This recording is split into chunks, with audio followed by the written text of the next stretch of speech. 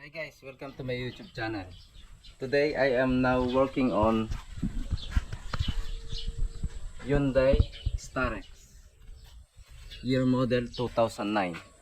Okay, and the customer concern is he has low power while driving.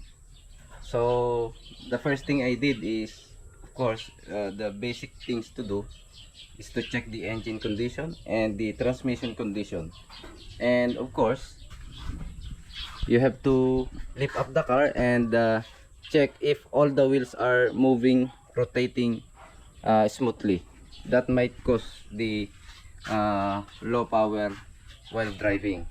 So all the wheels are fine, brakes are just fine, and I check the transmission fluid and the engine oil level, and generally the engine has no problem at all. So the next thing I did is using this scanner. Okay, we have a scanner there, and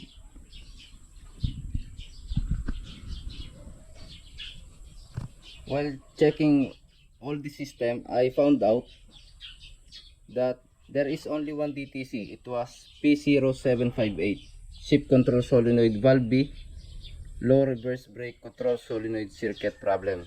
So yes, it is confirmed that he has transmission related issues. Okay, I mean, not only related, this is the transmission issue because it was shift control solenoid valve. So this will cause low power while driving. So the next thing I did is of course still a basic inspection. If there is oil leak, and I found no leak because the ATF fluid level is and condition is okay. And then the next thing I did is I drained the ATF and removed the oil pan. This is his oil pan, and check the strainer. So yeah, it's dirty, but it is not clogged, so it won't cause low power while driving. uh, Again, don't forget to check all the brakes, and the wheels should move smoothly, right?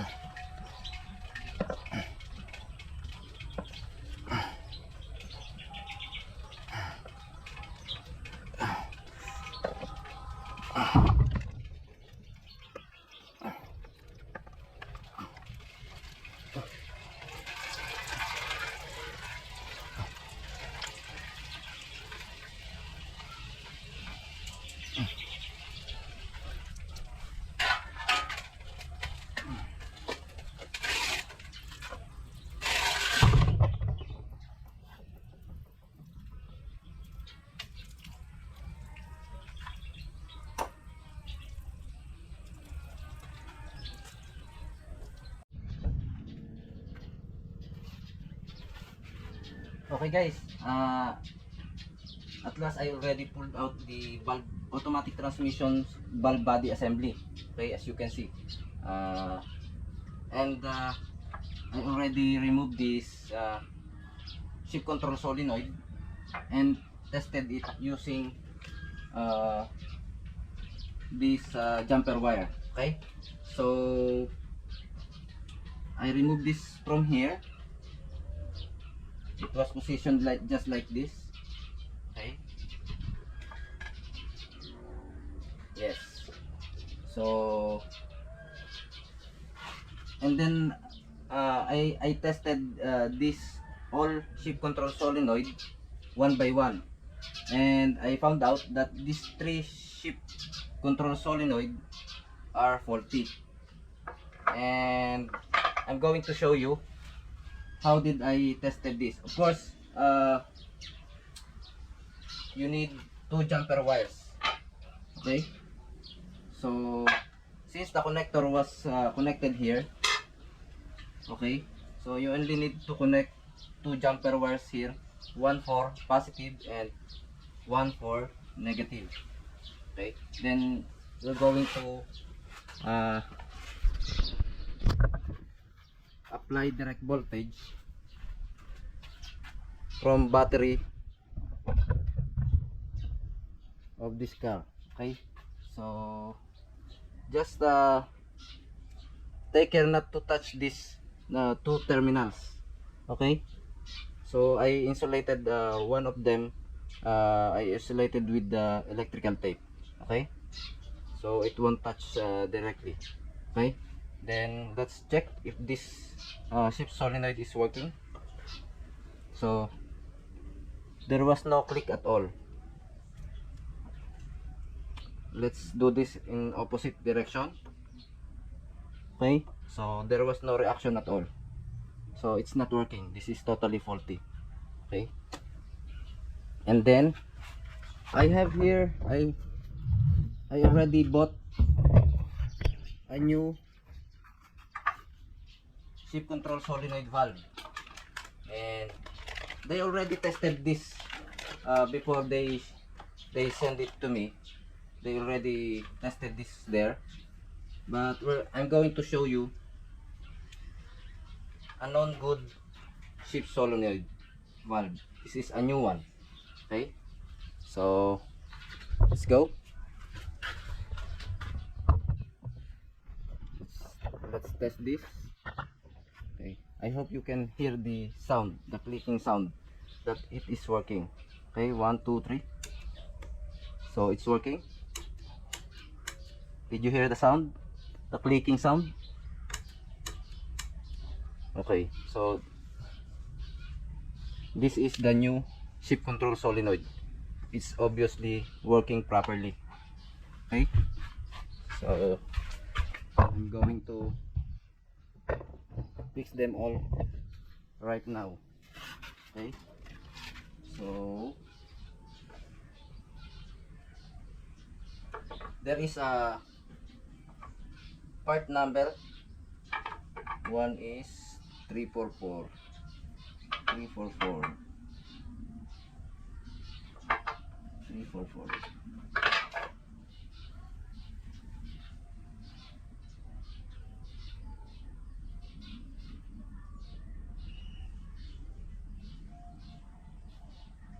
So you can see the correct part here. You can read it here. This is the part number 026013000031. So it's just the same here. They have the same part number. So it means we have already a new and correct shift control solenoid valve. These are three. We have three faulty solenoid valves, and we have also three new valves. Okay, so of course before fixing it, you have to apply a little amount of, by the way, for automatic transmission you have to use Hyundai, since this brand is Hyundai, you have to use also Hyundai genuine lubricant, so ATF SP4. Okay, so let's apply ATF fluid from here.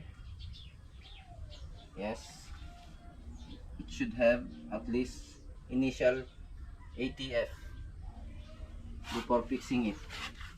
And of course there are O-rings here. It should be wet by with the ATF. Okay, so let's fix it. So I'm going to start from here.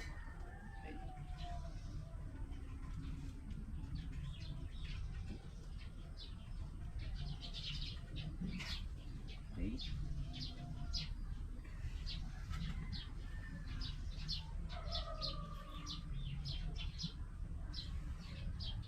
Yes. So,